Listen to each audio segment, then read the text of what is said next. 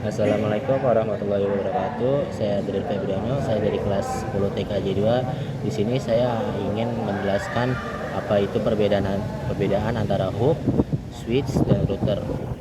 Meskipun ketiga perangkat tersebut secara fisik dan rupa menghubungkan perangkat ke jaringan, pengenangan datanya sangat bervariasi dan berbeda-beda. Hub yang pengenalan datanya yang ke semua perangkat dan menyebabkan efisiensi dan risiko keamanan yang berbeda. Kalau switch yang lebih cerdas dan mengirimkan data hanya ke satu yang ditujunya menggunakan alamat MAC. Router yang paling canggih di antara yang teman-teman yang lainnya. Dia mengantarkan data jaringan berdasarkan alamat IP dan dapat bertindak sebagai firewall. Dan dia menyediakan keamanan dan mengendalikan aliran data. Video tersebut menekankan pentingnya perangkat ini dalam memastikan efisiensi keamanan jaringan dan apa perbedaan antara hub, switch, dan router. Perbedaan utamanya terletak pada cara masing-masing perangkat, yaitu dalam mengamani data. Yang pertama adalah hub.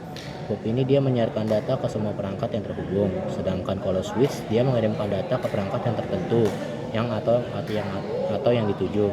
Kalau router ini adalah menghubungkan jaringan yang berbeda dan menangani data berdasarkan alamat IP. Apa kegunaan hub dalam jaringan? Hub menghubungkan perangkat dalam jaringan lokal dan menyiarkan data ke semua perangkat dengan efisien dan menyebabkan kemacetan jaringan dan masalah keamanan. Bagaimana cara switch meningkatkan fungsionalitas dalam sebuah hub? Switch lebih cerdas daripada hub karena ia menyimpan tabel alamat MAC dan hanya mengirim data ke perangkat yang dituju, sehingga ia mengurangi lalu lintas dan tidak perlu menangani keamanan. Dan mengapa switch lebih diutamakan dalam hub daripada hub atau dalam satu jaringan? Karena menggunakan switch alih-alih hub meningkatkan efisiensi jaringan dengan mengurangi lalu lintas yang tidak perlu, meningkatkan keamanan karena data yang dikirim hanya penerima yang dituju, tidak seperti hub yang menyiarkan data ke semua perangkat. Dan mungkin di sini menurut saya lebih bagus perangkatnya adalah